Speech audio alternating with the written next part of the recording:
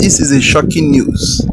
ICC sent a shocking message to Justice Omotosho concerning the ruling, concerning the judgment and the sentence. The kind of judgment he judged on Nnamdi Kanu on the 20th of November. In fact, and this message is a very powerful message, and they are now trying to let him show the world the kind and the type of judgment and the type of document he used to sentence Nnamdi Kanu according to the law, because everything happens in the court have a procedure, and everything you see that happens in and out of the court, there is a way you handle it, then it will be legal, and there's a way you handle it, it will be illegal. So as it is now, the ICC, the International Criminal Court, they have now come into the game and start asking questions: what type of law or what type of incidents, things that happens in the court on that day. So let's Justice Omotosho show them the evidence and the kind of judgment he used on Nnamdi Kanu. So on this video, our activist, our Biafran activist, is going to explain a lot of things concerning what is really going on between the ICC and Omotosho, and also between the Nigerian government and Nnamdi Kanu, because since all those days, everything has been going up and down. So many things have been happening, but not every channels and not everyone will tell you the thing that has been going on. So as you're about to watch, like, subscribe and share the video to go around, let it reach to everyone to see things going on in the country. So there's a lot going on right now with the news surrounding Nnamdi Kanu, the leader of the indigenous people of Biafra, and a life sentence handed down to him by the Nigerian government. The matter has caught international attention. But what's caught more eyes in recent days is this viral story circulating across media platforms claiming that the International Criminal Court, ICC, has stepped in and issued a demand to Justice Omotosho, the judge who sentenced Nnamdi Kanu. Now, this headline that's been buzzing all over the place says the ICC is asking for Justice Omotosho to provide the specific law under which Nnamdi Kanu was convicted, or to publicly clarify his ruling, warning that if this goes unaddressed, it could lead to a massive legal scandal on the global stage. The viral report claims that Jay Shah, someone referred to as the current head of the ICC, reportedly made this statement: "No judge has the authority to convict any man without a written law. If such an action is taken, it becomes an international violation, and the world will demand accountability." Now, let me stop right here. If you're enjoying this discussion so far, don't forget to like this video and subscribe. It helps a lot and you won't miss out on the latest updates. But here's the thing. This claim about the ICC making demands is questionable, and that's being generous. I'm here to break it down for you. First off, there's no credible evidence from any verified, authoritative sources linking the ICC to this demand. When you go online and dig deep into the matter, nothing official from the ICC confirms any statement or action from an individual like Jay Shah. So where's the story coming from? It seems to be spreading through social media and other unofficial platforms, but it's been debunked by credible fact checkers. Now let's focus on what's actually happening. On November 20th, 2025, Nnamdi Kanu was convicted and sentenced to life imprisonment by Nigeria's Federal High Court. The charges: terrorism, incitement to violence, and advocating for secession. This conviction has sparked serious conversations, especially in the southeast region of Nigeria, where Kanu has a significant following. Supporters see him as a champion for the rights of the Igbo people and the quest for a separate Biafran nation, while critics argue that Kanu has crossed legal lines and endangered national security. The controversy around the ruling has been intense. Some believe the trial and subsequent sentencing were politically motivated, while others see it as a necessary action against a person they believe has been a threat to national stability. The tensions are high, and it's clear that this case has become bigger than just a courtroom matter. It's now a political, social, and international issue. But let's get back to the ICC. Here's where it gets tricky. While there's no official report or legal proceeding confirming the ICC's involvement in this case, there's still this ongoing rumor that the ICC is stepping in. And while some people are using this to stir the pot and add fuel to an already burning fire, we've got to keep it real. This is not what's happening. There's no international tribunal asking for clarification, no legal intervention from the ICC, as some might have hoped or feared, but this doesn't mean that people aren't watching.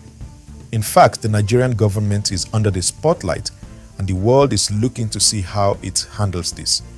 With Nigeria being a member of the ICC, there's always a possibility that international human rights organizations and foreign governments may keep a close watch on any perceived injustices. And it doesn't help that Kanu's case has attracted the attention of global human rights advocates who are concerned about fairness, justice, and the treatment of political prisoners. Here's what we can take away from all of this. The conversation about Kanu's life sentence is far from over. Whether or not the ICC steps in, or whether the story about the ICC demand is just a rumor, the fact remains that this case is symbolic of the larger issues Nigeria faces when it comes to justice, governance, and the rule of law. People on both sides of the debate are passionate. Whether you believe Kanu is being punished for his beliefs, or if you think he crossed a line with his actions, this case will continue to stir controversy. And trust me, it's not going to fade into the background anytime soon. As we wait to see what happens next, we also have to consider the broader impact this could have on Nigeria's image globally. When reports like this surface, the perception of how Nigeria handles justice becomes critical. The country is already facing enough international scrutiny, especially with cases like this, where there's a lot of gray area surrounding the legal and political motives. One thing that's clear is this: no matter how you feel about Nnamdi Kanu or his cause, but under Apache's justice must be seen to be done. That means clarity in the law, transparency in the process, and accountability at every level. If people believe the system is rigged or that laws are being selectively enforced, it undermines confidence in the entire legal framework. Now let's talk about the future of this case. If international bodies like the United Nations or other human rights organizations get involved, we might see a new layer added to the debate. Nigeria might face more pressure to either overturn the conviction or revisit the trial. This could spark protests, rallies, and even more media attention, both locally and internationally. Let me tell you something. These things have ripple effects. The way this situation unfolds will set a precedent for how the Nigerian government handles politically sensitive cases in the future. If this situation escalates, it could change the way many other cases are handled, not just for Kanu, but for many others in Nigeria who feel the judicial system isn't serving them. Now, as we're discussing Nnamdi Kanu and his life sentence, we can't ignore the bigger picture here. This case is not just about one person, it's about a country grappling with issues of national unity, justice, and freedom of expression. Many people have different views on Kanu's actions, and there are those who genuinely believe he's a hero standing up for a marginalized group. On the other hand, there are others who see his call for secession and the violence that's sometimes associated with it as a real threat to the stability of the nation. What we also need to address is the broader political atmosphere in Nigeria. You see, when a government takes a hardline stance like the one we've seen here with Kanu's conviction, it's often seen as an attempt to send a strong message, but the reality is, this message can get lost if the legal process itself is seen as flawed. People begin to question whether the law is being applied equally and whether the government is truly interested in justice or if it's just playing politics with people's lives. The fact is, every time a high-profile case like Kanu's gets international attention, it shines a spotlight on the country's legal system. In the global age of social media and international news, it doesn't take long for stories to spread. What happens in one country, especially in a case that involves a controversial figure like Kanu, can quickly become a subject of discussion all over the world. Think about this for a second. When high-profile figures are involved in cases like this, the world watches. International human rights organizations, international governments, and even ordinary citizens all pay attention. That's why when rumors like the ICC has intervened start spreading, it can cause quite a stir. It makes people wonder, what's going on here? Is Nigeria really under the microscope? But let's take a step back and look at the situation more critically. We've already established that there's no official statement from the ICC or any credible evidence suggesting that they're involved, but that doesn't mean the international community isn't watching. The truth is, the global spotlight on Nigeria is very real and it's growing. More people are concerned than ever before about how justice is applied in politically sensitive cases. So, what does this mean for Kanu supporters? For them, it's a rallying cry. If they believe the Nigerian government is acting unjustly, they'll continue to fight for him. They'll continue to claim that Kanu is a political prisoner and that his conviction is a result of political oppression. And they'll continue to push for the international community to intervene. They're hoping for a breakthrough, whether through an appeal process in Nigeria or through international pressure that could force the government to take a second look at the case. On the flip side, there are those who believe the conviction was entirely justified. They see Kanu as someone who has incited violence, who's played a part in destabilizing parts of Nigeria, especially the southeast. They believe that his actions went beyond peaceful protest and that his call for secession and the actions associated with it were not only dangerous but also illegal. For them, Kanu's conviction represents the law taking its course, regardless of any political motivations. So, let's consider the possible outcomes. If the case goes to appeal, we could see a change in the verdict. The courts could reduce Kanu's sentence or possibly overturn it if they find that procedural errors were made during the trial. If the government listens to the pressure from Kanu's supporters or international groups, there may be calls for a more lenient punishment or even a release. But there's also the possibility that the current verdict stands, which would likely continue to fuel tensions between the government and Kanu's supporters. As this situation continues to develop, it's clear that it's far from over. Whether you agree with Kanu's actions or not, this case raises important questions about the state of justice in Nigeria and the role of international bodies like the ICC in holding governments accountable. It also raises questions about how political movements are treated when they challenge the status quo. It's a delicate balance. On the one hand, we have the need for a country to maintain law and order and to protect its sovereignty. But on the other hand, we have the rights of individuals who may feel that their voices are not being heard. The question remains, how do we balance these competing interests without compromising on fairness and justice? And you know what? That's a conversation worth having. How do we make sure justice is always served, not just for Nnamdi Kanu, but for everyone? How do we make sure the legal system holds itself to the highest standards of fairness, no matter who's involved? I really want to hear your thoughts on this. Are you someone who believes Kanu deserves his sentence? Or are you in the camp that thinks this trial was unjust? I know this is a tough subject for many of you, and the opinions on this are very divided. But I think the most important thing right now is that we have this conversation in an open, respectful way, and that we keep an eye on what happens next. Remember to like this video.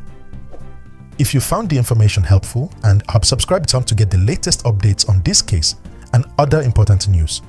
I'll keep you updated on any developments as they happen, so stay tuned for more. Now, I want to hear from you in the comments below. What do you think of this whole situation? Do you think the ICC should be involved? Or do you think the Nigerian court has done what's right? Drop your thoughts and let's keep the conversation going. That would be a very great news if the ICC step into this game, so that let everybody understand what is really happening and what is really going on in Nigeria. Because the situation of things and the situation of Nigerian government, the way they handle things, it is out of hand. It is not what people expect. It is not what the Igbo, the Nigerian expect. It's not what they are seeing. So as it is, everybody is annoyed, and everybody is asking question. What is now keeping the ICC, the EU, the international body to come into this issue of Biafra and Nigeria? Since the day the war ended to date, many things has been happening, and there is nothing like justice, and there is nothing like fair hearing, and there is nothing like accepting the people of the Igbos as in Nigeria. So all those things has been something that has been going on since the days of immemorial, when everything shattered. So everybody start looking, mostly the governmental side, start looking the Igbo as an outsider, that they are not part of the country. So it would be very nice if the ICC step in and look into what the Igbos is crying for. And if you want the Igbo to be part of the country, as you claim that they are one Nigeria, then you need to do them the way you are doing to other people. You need to build their road for them, work their seaports according to Nnamdi Kanu, build the road, work the seaports, work the airports, and work the schools, and make sure you employ the people into the system, and put the people into the government. Not when it's time for the Igbo turn or the season of the Igbo, you now be claiming that they are not well, in fact they are not qualified to lead a country, or they are not qualified to have this, to have that. In every sector of a governmental, both economic, both in a government. So a lot of things has been happening. So if you want Igbo man to be still part of a Nigeria, as you claim to be, as we are in one Nigeria, so you need to allow them, you need to put them into the system. Not whenever anything happen, you put them aside and claim that he's an Igbo, he's not well to be trusted. So all those things is not something that we need to be talking about. So if you want the Igbos, as you claim that, if you say that you don't need the Igbo, you allow them to go. There is no any dragging on it. You allow the Igbo to go, to have their own country and to be on their own as a country, because this issue of Biafra of a thing, they have fought the war that by millions of people, and still yet the reason why they fought the war, the reason why they fought war is still going on, and they have not solved that thing because of the issue of sliding the Igbos, and the issue of chasing the Igbo away, not accepting them into the government, not accepting them into the system. So those things has been there, they are not wiped out, and the government, they are still looking the Igbo as the enemy of Nigeria. Somebody that you call the enemy of Nigeria, and you are still allowing him to be part of your country. You need to tell him to go and create your own country, and that is what Nnamdi Kanu is agitating for, and that is what he's trying to arrange. And some people start seeing him as a person that is causing problem in the country. So it will be very nice if the ICC come into the system, into the game, and let everything start going according to what a country, according to what is the way it's supposed to go, not looking the other side as if they are the enemy of a country. I would like to hear a comment down below. Like, subscribe, and share the video to go and let it get to everywhere, and let everyone see things going on in Nigeria. And thank you for watching.